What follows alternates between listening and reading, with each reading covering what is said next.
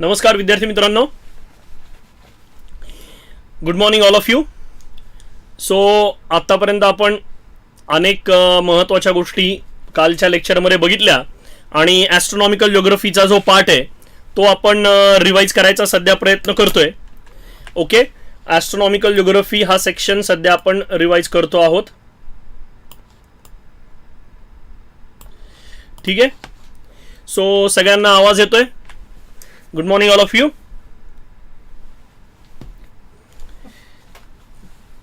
Vinita good morning. Akshay, अजून कोण आहे का? काही दोघच जण आहेत फक्त.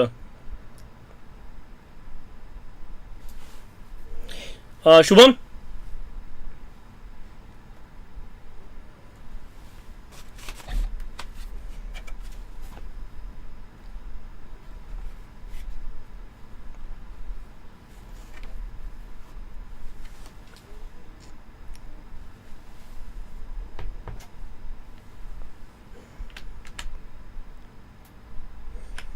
Good morning all. चला, सगळ्यांना आवाज येत वगैरे येत असेल तर मी लेक्चर सुरू करतो आजचं. आवाज येतोय सगळ्यांना?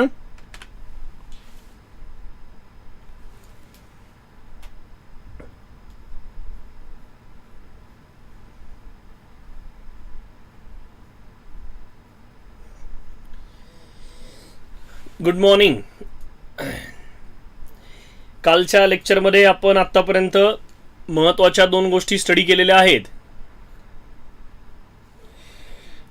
कोण कोण प्रेझेंट आहे लेक्चरमध्ये? येस, विनीता, अक्षय. ओके, मला दोघांनाही विचारायचं आहे, विनीता तुझ्यासोबत ज्या दोघी जणी होत्या त्या कुठे आहेत? त्यांना आपण ऑनलाईन लेक्चर हवी होती ना, पण त्या का नाहीत लेक्चर जॉईन करत आहेत? What is the reason?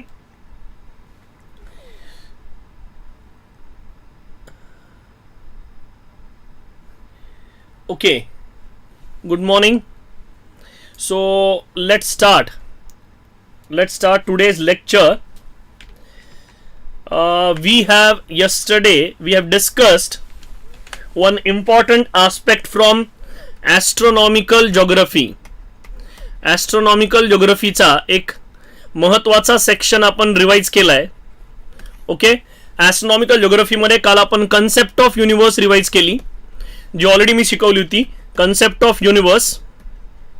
Okay, second जे आपण स्टडी केलं ते म्हणजे ॲस्ट्रॉनॉमिकल जिओग्राफी मध्ये आपण बघितलं ते म्हणजे theories of origin of universe. Okay, तिसरी गोष्ट जी आपण स्टडी केली, ठीक आहे, तिसरी गोष्ट जी आपण स्टडी केली ती होती theories of origin of universe. नंतर गॅलेक्सीज म्हणजे काय, आणि त्यानंतर काल आपण सगळ्यात महत्त्वाची गोष्ट टाइप्स ऑफ गॅलेक्सीज पण डिस्कस केल्या आहेत आणि सोलर सिस्टीम पर्यंत आपण आलेलो आहे. Okay, so today our job is to discuss solar system.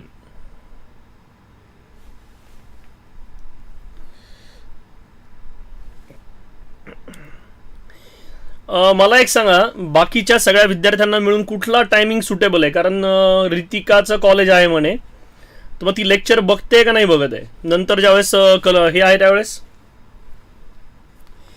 मला असं वाटतंय सकाळच्या टायमिंगला कोणाला काही प्रॉब्लेम नसावा. 8 ते 9 हा टायमिंग मला असं वाटतं आयडियल आहे. वाटल्यास मी अजून अर्ली लेक्चर प्लॅन करू शकतो. आपण 7:30 वाजता लेक्चर ठेवू शकतो. 7:30 ते 9:30 हा टायमिंग जर सगळ्यांना सुटेबल असेल तर तो ठेवू आपण, काय प्रॉब्लेम नाही आहे. ओके, तर चला सोलर सिस्टीम आपण डिस्कस करूया. सोलर सिस्टीम सोलर सिस्टीम मध्ये सगळ्यात पहिल्यांदा नेमक्या कोणकोणत्या सेलेस्टियल बॉडीज आहेत हे सगळ्यात पहिल्यांदा आपल्याला स्टडी करायचं आहे. सोलर सिस्टीम मध्ये ऑलरेडी आपण एक कन्सेप्ट डिस्कस केली आहे, तिचं नाव आहे star. Okay, star whose name is sun for our solar system, sun. Okay, आणि काल सनचं आपण इंटरनल स्ट्रक्चर स्टडी केलंय. Okay, internal structure of sun हे आपण ऑलरेडी स्टडी केलेलं आहे. याच्यामध्ये फोटोस्फियर म्हणजे काय हे मी तुम्हाला सांगितलं होतं. त्यानंतर क्रोमोस्फियर म्हणजे काय, त्यानंतर कोरोना म्हणजे काय, त्यानंतर कन्व्हेक्टिव्ह झोन कुठे असतो, त्यानंतर रेडिएटिव्ह झोन कुठे असतो आणि त्यानंतर कोर कुठे असते, या सगळ्यांबद्दल काल आपण डिस्कशन केलेलं आहे. त्यानंतर सेकंड जी कन्सेप्ट आपल्याला स्टडी करायची आहे त्याचं देखील इनिशिएशन आपण आज केलेलं होतं काल, ते म्हणजे प्लॅनेट्स. आपण काल प्लॅनेटचे दोन प्रकार स्टडी केलेले आहेत. एकाला ज्याला म्हटलं तर इनर प्लॅनेट्स, ज्यांनाच आपण टेरेस्ट्रियल किंवा अर्थ लाईक प्लॅनेट असं म्हणतो, अर्थ like planet.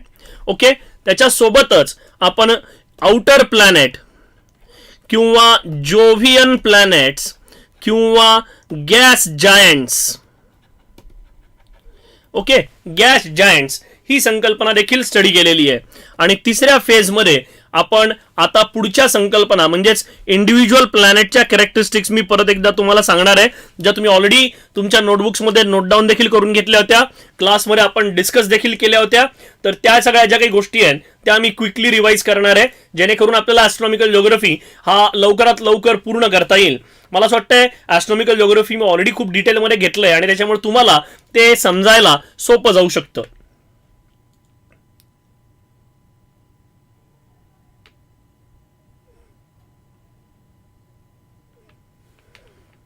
Okay, so this is about planet और सोलर सिस्टम. त्यानंतर चौथी जी कन्सेप्ट आपण स्टडी करणार आहोत त्याला मी तुम्हाला ऑलरेडी म्हटलंय, त्याच्यामध्ये आपण ॲस्टेरॉइड्स बघणार आहोत. त्यानंतर आपल्याला पाचवी कन्सेप्ट बघायची आहे ती म्हणजे सॅटेलाइट्स बघायचे आहेत.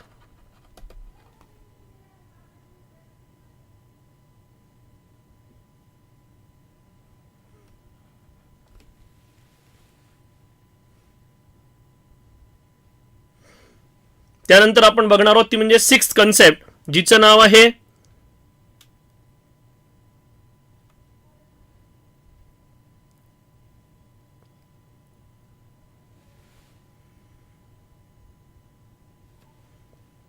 ॲस्ट्रॉइड्स, सॅटेलाइट्स. आणि त्यानंतर आपण बघणार आहोत ती म्हणजे ड्वार्फ प्लॅनेट.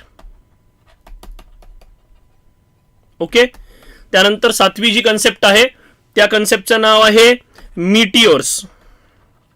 ओके, आणि त्यानंतर आपल्याला क्युपर बेल्ट,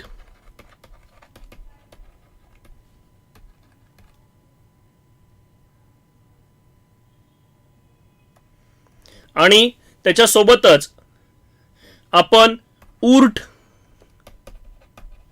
क्लाउड देखील स्टडी करणार आहोत. Okay, so these are the concept that we are going to discuss.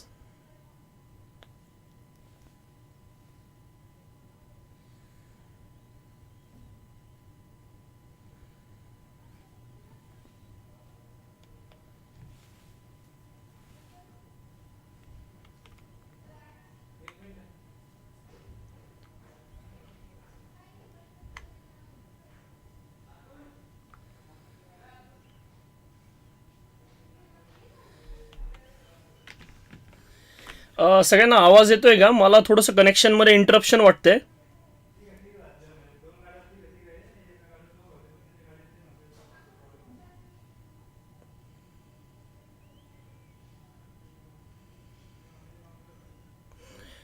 Just give me a second.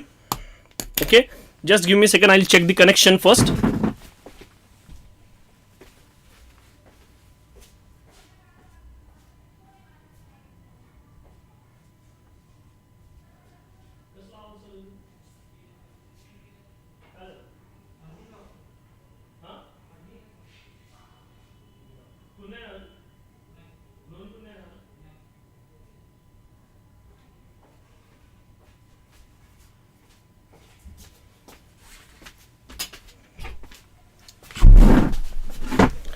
Okay, मला असं वाटतंय सगळ्या जणांना क्लिअरली ऑडिबल आहे. Yes yes, okay. I was just thinking की मला ॲक्च्युली मध्ये थोडासा कुठेतरी लॅग दिसत होता आणि म्हणून मी चेक केलं, तर आय थिंक कनेक्शन चांगलं आहे, काही प्रॉब्लेम नाही आहे. ओके, सो चला आजच्या ज्या बेसिक कन्सेप्ट आहेत त्या परत एकदा रिवाइज. आता आपण प्लॅनेट्स, इंडिव्हिज्युअल प्लॅनेट्स जी आहेत त्यांच्या डिस्कशनकडे जाऊया. ओके, सगळ्यात पहिला जो इनर प्लॅनेट्सचा सेक्शन आपल्याला स्टडी करायचा आहे त्यांचा आपण एक कंपॅरेटिव्ह ॲडव्हान्टेज, आणि मी ह्या आधी पण तुम्हाला सांगितलंय ती म्हणजे आपल्याला प्लॅनेट्समध्ये काही महत्वाच्या गोष्टी डिस्कस करायच्या असतात. आणि याच्यामध्ये तुम्हाला सगळ्यांना माहिती आहे की प्लॅनेट्समध्ये सगळ्यात पहिल्यांदा आतापर्यंत जी गोष्ट आपण डिस्कस केलेली आहे ती म्हणजे काही बेसिक प्रॉपर्टीज मी तुम्हाला सांगितल्या होत्या की ज्या प्लॅनेट्समध्ये आपण डिस्कस करणं गरजेचं आहे. ओके, आता त्या बेसिक गोष्टी कोणकोणत्या आहेत बघा. सगळ्यात पहिली जी गोष्ट आपण डिस्कस करणं गरजेचं आहे ती म्हणजे velocities, okay, and motions of planets. Velocities and motions of planet. आता याच्यामध्ये आपण दोन वेलॉसिटी स्टडी करणं अपेक्षित आहे, ज्या मी तुम्हाला ऑलरेडी दिलेल्या आहेत. एक आहे ती म्हणजे ॲक्शियल वेलॉसिटी आणि दुसरी आहे ती म्हणजे ऑर्बिटल वेलॉसिटी. चला, कोण सांगेल मला या दोघांची definition? What do mean by axial velocity and what do mean by axial velocity म्हणजे काय, आणि सगळ्यात महत्वाची गोष्ट ती म्हणजे कुठली वेलॉसिटी, ऑर्बिटल वेलॉसिटी म्हणजे काय? चला सांगा लवकर. ॲक्शियल वेलॉसिटी कशाला म्हणायचं आणि ऑर्बिटल वेलॉसिटी कशाला म्हणायचं? ॲक्शियल वेलॉसिटी मीन्स व्हॉट आणि ऑर्बिटल वेलॉसिटी मीन्स व्हॉट. आणि याच्यावरून दोन मोशन्स क्रिएट होतात, ज्याला आपण ॲक्शियल वेलॉसिटी वरून तयार होतो त्याला म्हटलं आपण rotational motion, okay, rotational motion. आणि ऑर्बिटल वेलॉसिटी वरून तयार होतो तो म्हणजे रेव्होल्युशनल मोशन, ओके. याच्यावरून दोन पिरियड्स तयार होतात. एक आहे पिरियड ऑफ रोटेशन, ओके, आणि दुसरा आहे पिरियड ऑफ रेव्होल्युशन, ओके. या दोन संकल्पना मला असं वाटतं सगळ्यांना माहिती असणं गरजेचं आहे. अरे उत्तर द्या ना, कोणाला विनीता नाही कळलं? ऑर्बिटल वेलॉसिटी आणि ॲक्शियल वेलॉसिटी मी ऑलरेडी सांगितलेलं आहे. अक्षय,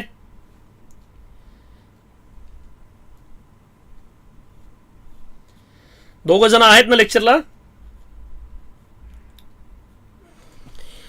ॲक्शियल वेलॉसिटी आणि ऑर्बिटल वेलॉसिटी एक्झॅक्टली काय असते?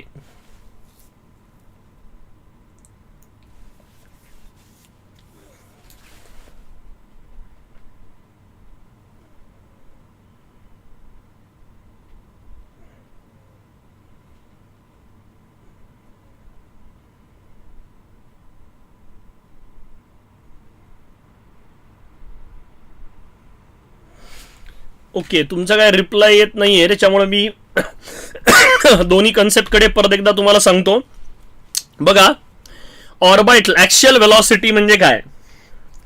The velocity at which the planet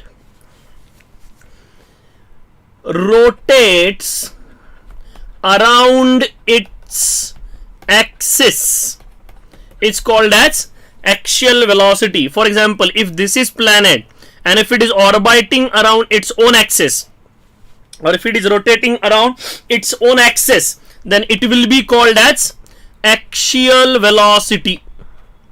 हिला आपण काय नाव देणार आहोत? axial velocity देणार आहोत. And whenever one celestial body moves in an elliptical or circular fashion around another celestial body under the influence of gravitation, we call it as orbital velocity. Okay, now axial velocity is dependent on the mass of the object. How strong is the gravitational force of that particular body will tell you its, what we can call it as, orbital velocity, sorry, axial velocity. So whose axial velocity is found to be highest? Jupiter's orbital velocity, sorry, axial velocity is found to be highest because it is one of the biggest planet in entire solar system. So it naturally has highest axial velocity, and that's why its period of rotation is lowest, 9 hours 56 minutes. We have already discussed this. So who has the highest orbital velocity? Jupiter has, who has the highest axial velocity? Jupiter has highest axial velocity. Then what about orbital velocity? Next concept क्या है? Orbital velocity. Now orbital velocity is decided by the distance from object around which the object is orbiting.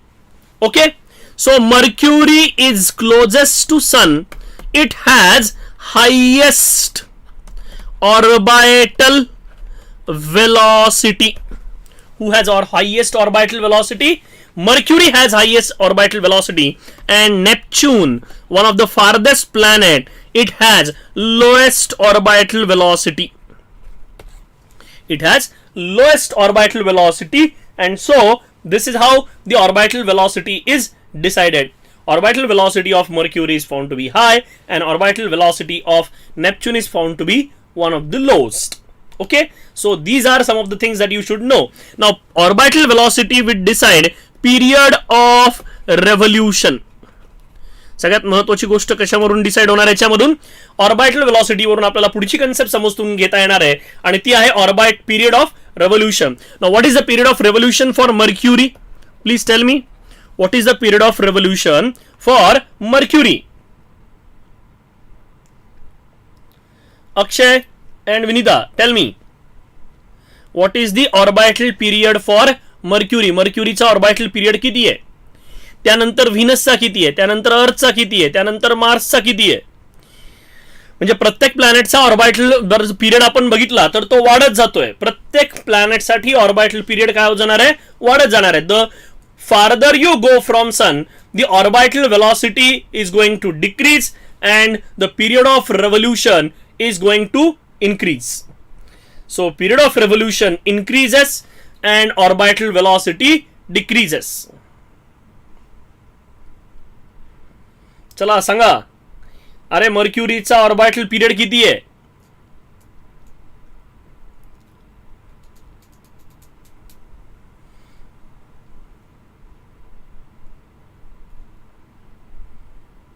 Less than 88 days. Okay, Mercury has 88 days, correct.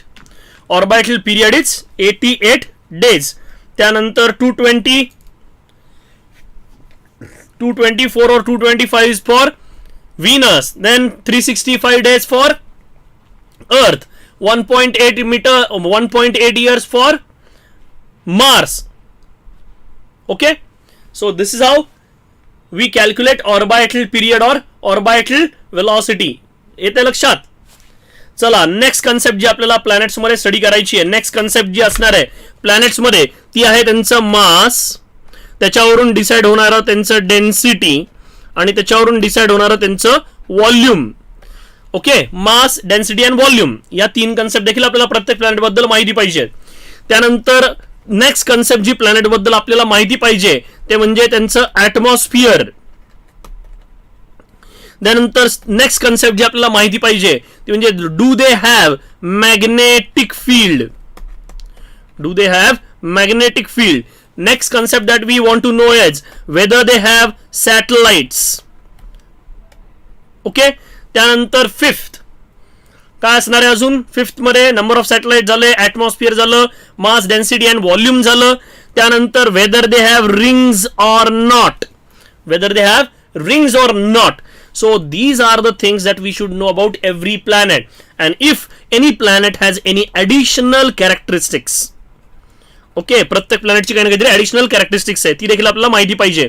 आणि इथे अजून एक सगळ्यात महत्त्वाची गोष्ट सांगणार आहे ती म्हणजे आपल्याला याच्यासोबतच अजून एक महत्त्वाची गोष्ट माहिती पाहिजे ती म्हणजे axial tilt. Axial tilt of the planets.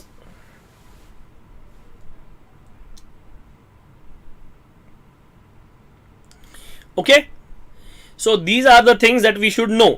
आता मी काही क्वेश्चन्स विचारतोय, ज्या गोष्टी मी ऑलरेडी तुम्हाला शिकवलेल्या आहेत त्या गोष्टींवरून मला काही प्रश्न तुम्हाला विचारायचे आहेत. त्या प्रश्नांची उत्तरं तुम्ही देणं अपेक्षित आहे.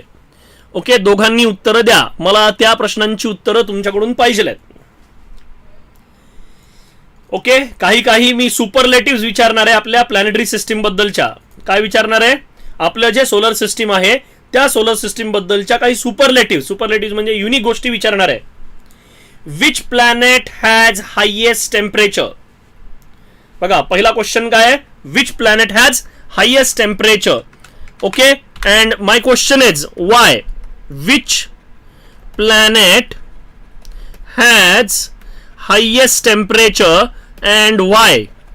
Then second, which planet has highest diurnal range of temperature? which planet has highest diurnal range of temperature. Then third thing, which planets doesn't have magnetic field around them. Then fourth, which planets don't have atmosphere. Okay, and fifth, which planets have unique axial tilt.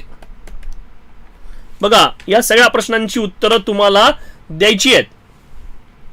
Okay, चला, अक्षयनी एक उत्तर दिलंय, which planet has maximum temperature.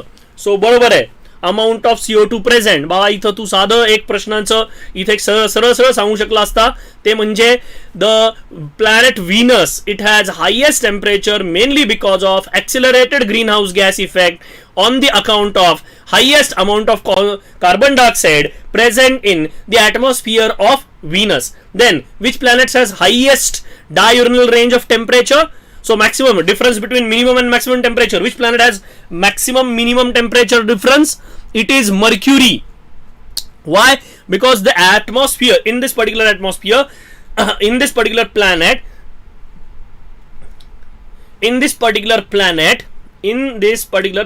that is Mercury, it has no atmosphere. As it does not have atmosphere, it is having maximum diurnal range of temperature. Then magnetic field, except Earth, no other inner planet has magnetic field, and rest of the Jovian planets all have strong magnetic field. The magnetic field of Jupiter is found to be highest for all planets. Magnetic field कोणाचा highest आहे? ज्युपिटरचं magnetic field highest आपल्याला बघायला मिळतं. It is so strong that it pools atmosphere from the satellites, its own satellites. Okay, so this is about planets, magnetic field. Then we have about atmosphere. As we know, Mercury does not have atmosphere. It only has traces of gases which are definitely absent for a planet like Mercury. And then second most important thing is Mars has traces of atmosphere. Though Venus does not having magnetic field, it do have the what we can say an atmosphere. There are many reasons behind it. Okay, then axial tilt. One of the highest axial tilt is found for Venus, and how much it is? One of the highest axial tilt is found for Venus. What is the axial tilt for Venus? Venus साठी axial tilt काय सांगा बरं विद्यार्थी मित्रांनो. What is the axial tilt for Venus?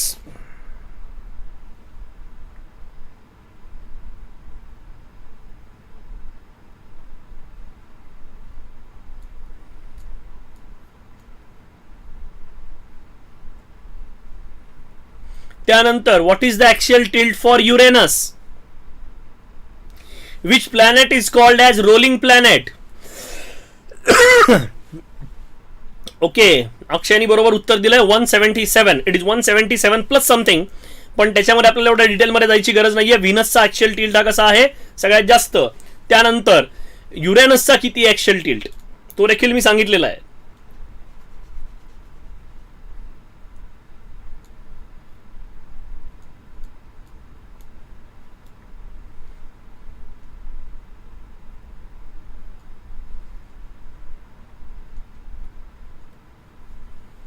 सांगा चला युरेनसचा axial tilt.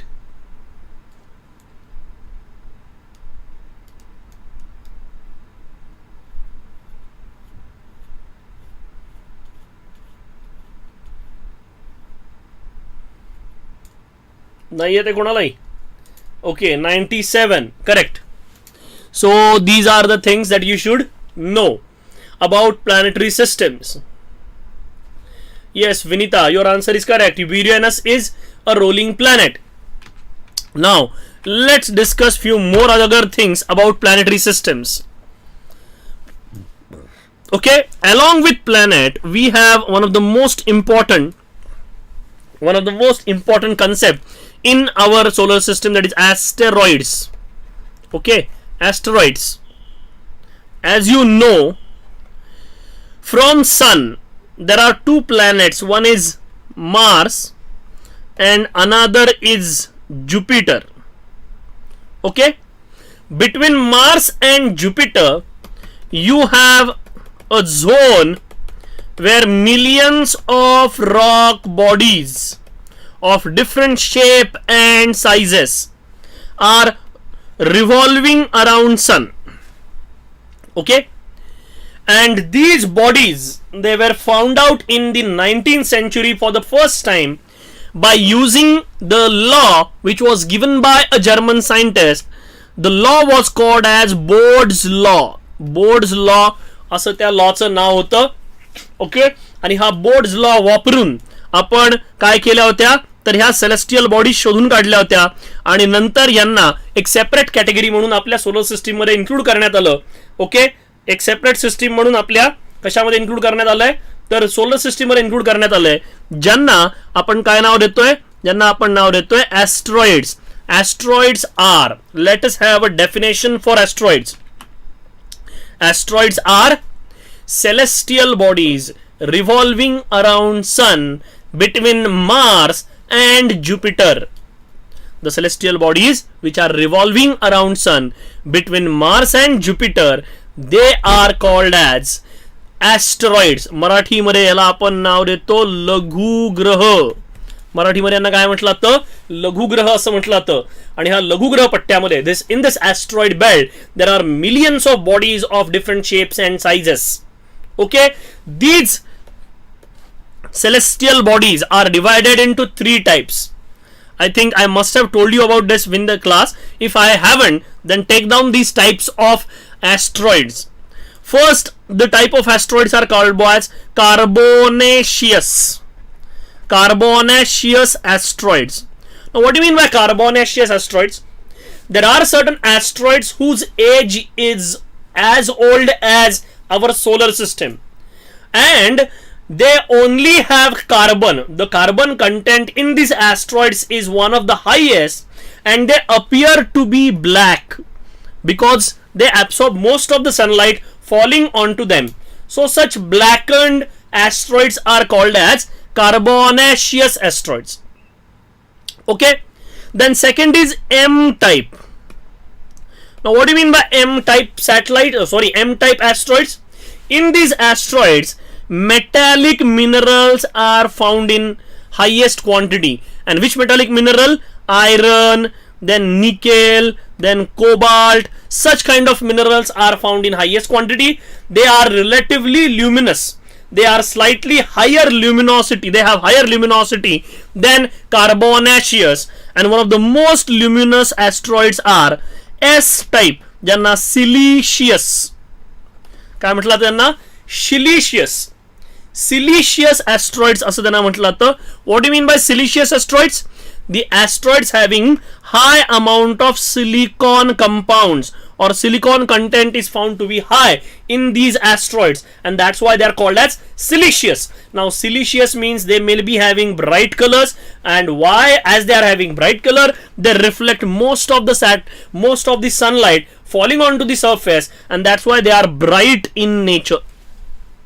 Okay, whenever any asteroid escapes from asteroid belt and when it starts traveling toward any of the inner planet, it is called as meteor. Meteor म्हणजे काय? Any body which has escaped, any celestial body which has escaped from this asteroid belt. Asteroid belt मधून ती काय होतीये, escape होतीये, and it comes under influence of other planets, and such a body is called as meteors. Okay, चला, ह्या ज्या सगळ्या concept मी सांगितलेल्या आहेत त्या समजल्यात का? कोणाला काही याच्यामध्ये डाऊट आहे का?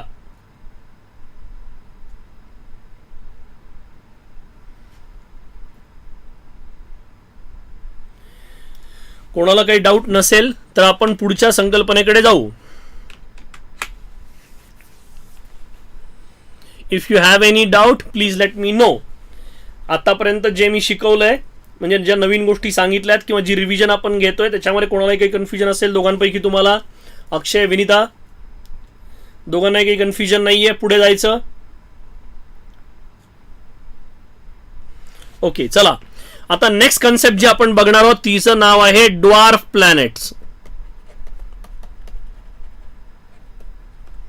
Okay, dwarf planets. Now what do mean by dwarf planets?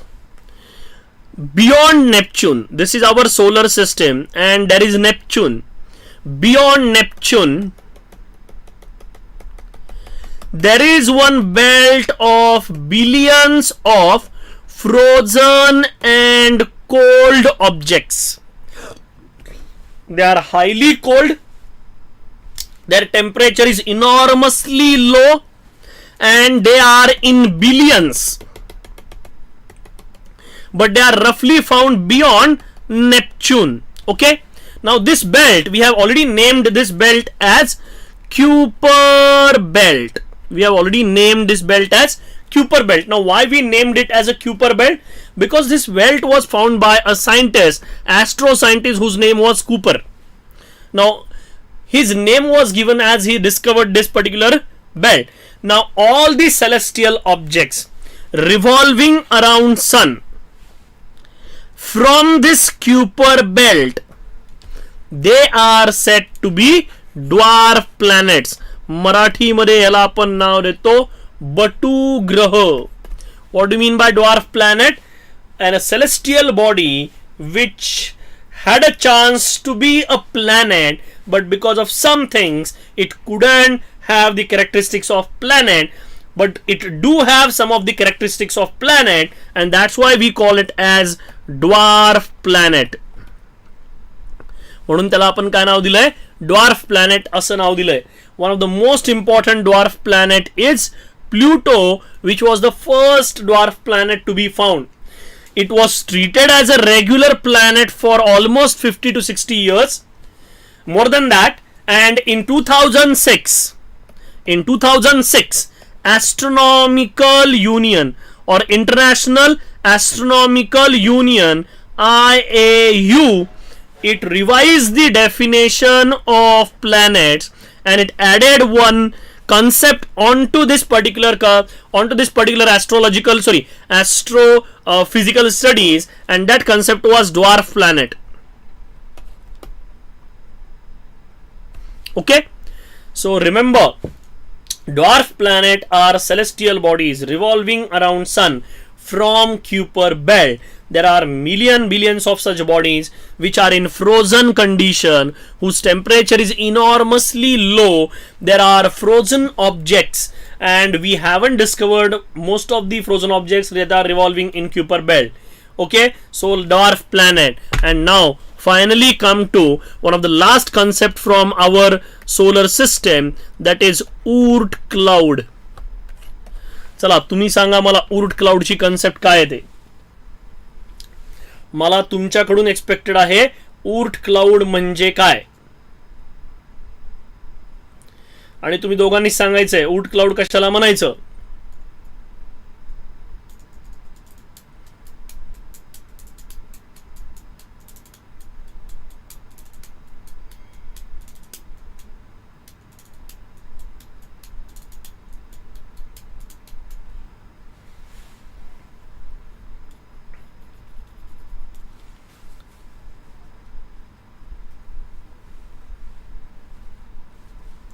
नाही येते कोणालाच Oort cloud? काहीतरी लिहा कमेंट सेक्शन मध्ये, काहीतरी लिहा Oort cloud म्हणजे काय. ओके, अक्षयने लिहिलंय बाउंड्री ऑफ सोलर सिस्टम. ठीक आहे, काय हरकत नाही. Boundary of solar system. अजून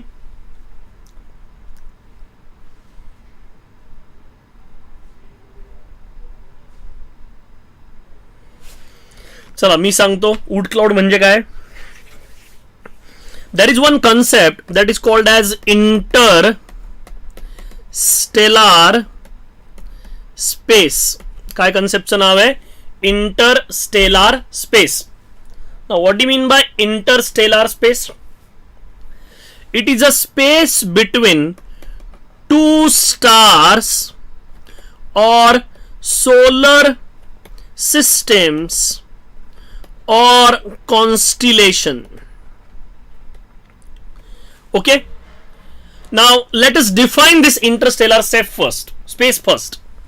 As you all know, every celestial system is functioning by one important force that is called as gravitational force. Now gravitational force is dependent on two things. First is mass and second is distance. Now whatever strong may be, or कितीही मोठं मॅमंथ object जरी असेल तरी याच्यामध्ये समजा आपण सूर्याचं उदाहरण घेऊया. सूर्य अतिशय मोठा ऑब्जेक्ट आहे, but the gravitational influence of sun cannot be extended beyond certain distance. Now there are certain regions from the sun, say for example from x distance from the sun, the gravitational pull or gravitational force that is there in this particular area, it may not be sufficient to make those bodies revolve around you. So what happens? This area is relatively neutral in terms of geographical, so gravitational influences, because it is also distant from other stars as well. So another star is also distant from that particular object.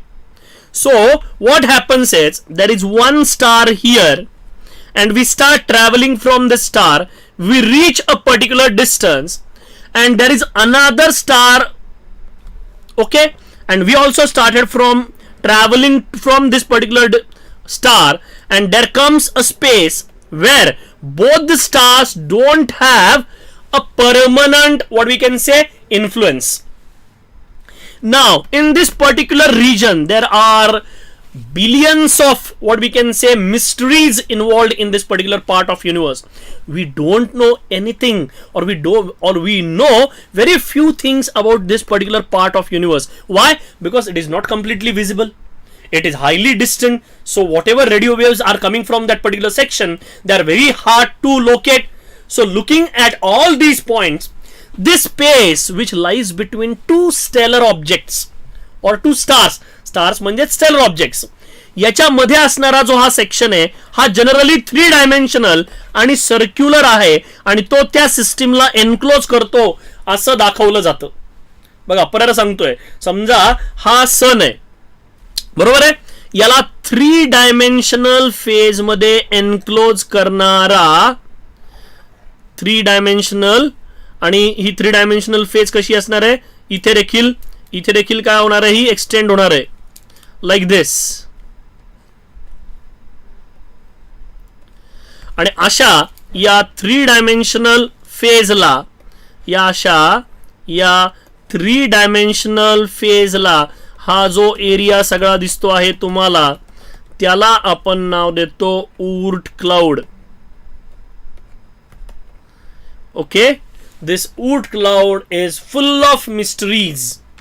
Okay, this Oort cloud is full of mysteries, and it do have one important mystery that is called as comets.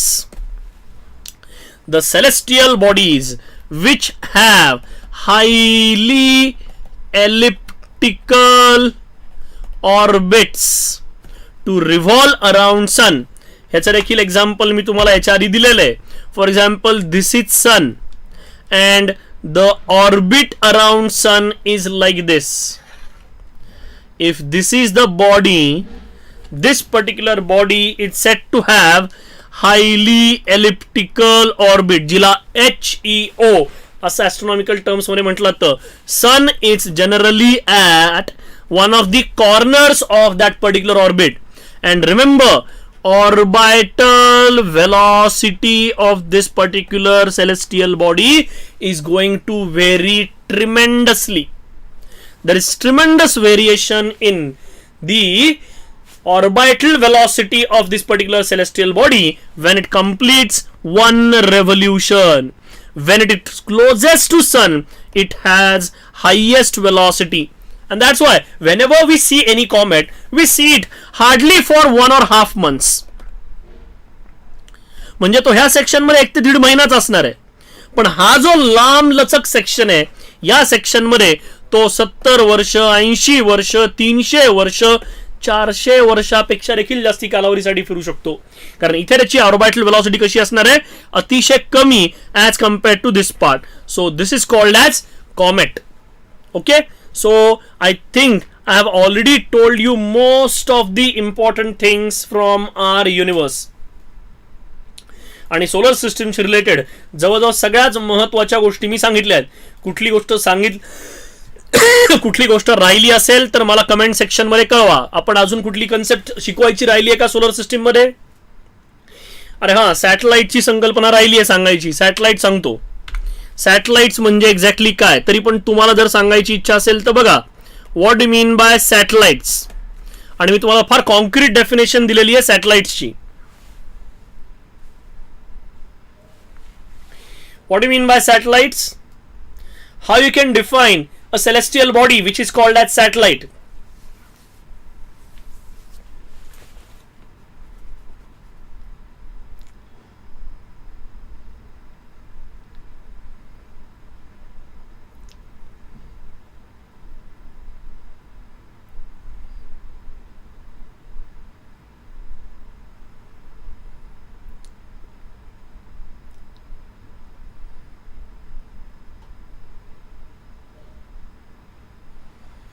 सॅटेलाइटची definition विचारली आहे, कुठलाही अवघड part नाही आहे. सांगा satellite म्हणजे काय?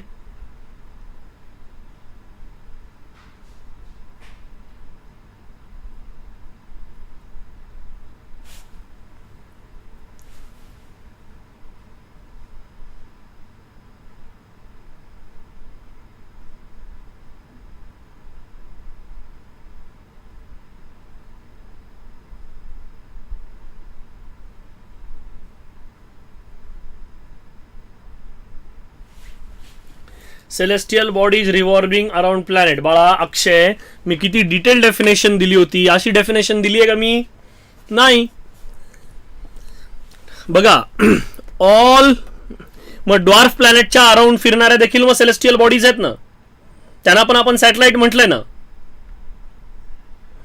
प्लॅनेटच्याच around move करणाऱ्यांना नाही म्हटलेलं आपण सॅटेलाइट. दोघही जण चुकताय तुम्ही. बघा, all those celestial bodies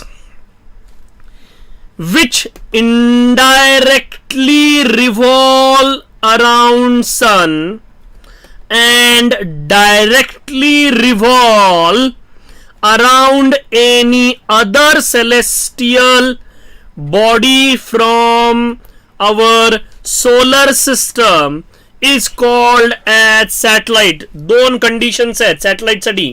first, it indirectly revolves around sun, and second, it directly revolves around any other celestial body. Say for example, a celestial body revolving around planet directly and indirectly around sun will be called as satellite, just like moon. But at the same time, if any celestial body revolves around dwarf planets, it is also called as satellite. मी तुम्हाला सॅटेलाइटची नावं लिहून दिली आहेत. सांगा बरं, प्लुटोच्या सॅटेलाइटची नावं काय आहेत? प्लुटोच्या सॅटेलाइटची नावं मी तुम्हाला लिहून दिलेली आहेत. Tell me names of Pluto satellites.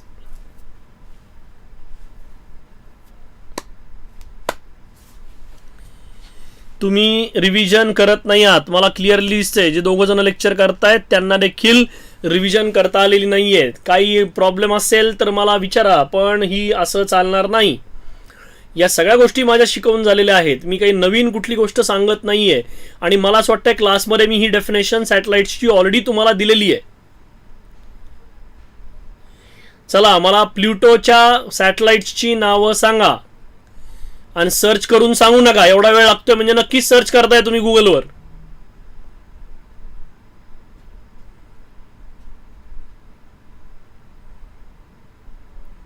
बर, शेरॉन. अजून अक्षयने एक उत्तर दिलंय, शेरॉन.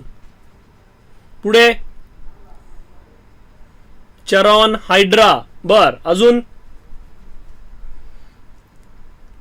अरे शेरॉन, हायड्रा, निक्स, गॅब्रियल, किती वेगवेगळे आपण इथं बघितले होते.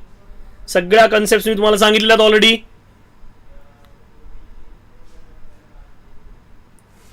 लक्षात राहणार आहेत का या गोष्टी? सगळ्यांना परत एकदा सांगतोय, थोडंसं अभ्यासाकडे लक्ष द्या. असा ॲटिट्यूड परीक्षेसाठी कामाचा नाही, खास करून अक्षय.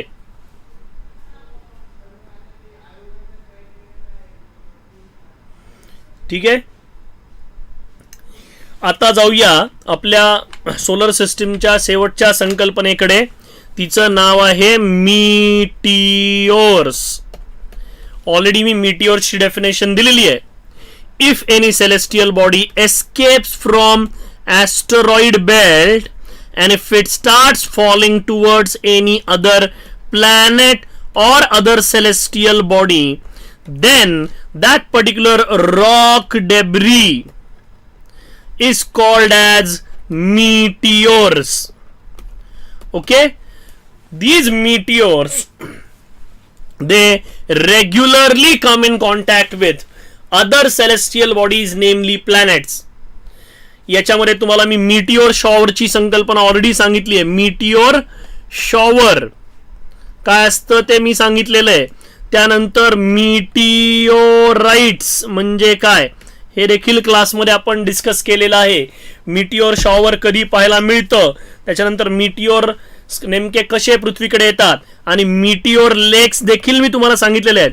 There have been enormous impacts of huge meteors with the surface of the earth and there is formation of exactly circular lakes. One we have in Marathwada, that is Lonar Lake in the district of Buldhana. Buldhana district मध्ये लोणार लेक आहे. It is perfectly circular lake. It is visible from satellites. If you go in the skies and if you are observing from the satellite, this Lonar Lake is clearly visible, and this Lonar Lake is formed on account of what we call it as meteor impact. Okay, so this is about the solar system. मला असं वाटतंय आज मी solar सिस्टीमच्या जवळजवळ सगळ्या महत्त्वाच्या संकल्पना काय केलेल्या आहेत तर डिस्कस केलेल्या आहेत. ठीक आहे, मला असं वाटतंय की आपण सगळ्यांनी ह्या सगळ्या संकल्पना रिवाइज करायच्या आहेत व्यवस्थित. आणि उद्याच्या लेक्चरमध्ये, आता आपलं लेक्चर जे आहे ते मंडेला होईल, टायमिंग मी कन्फर्म करतो, आणि मंडेला आपण डिटेलमध्ये सगळ्या गोष्टी स्टडी करणार आहोत. Okay, so will meet on Monday.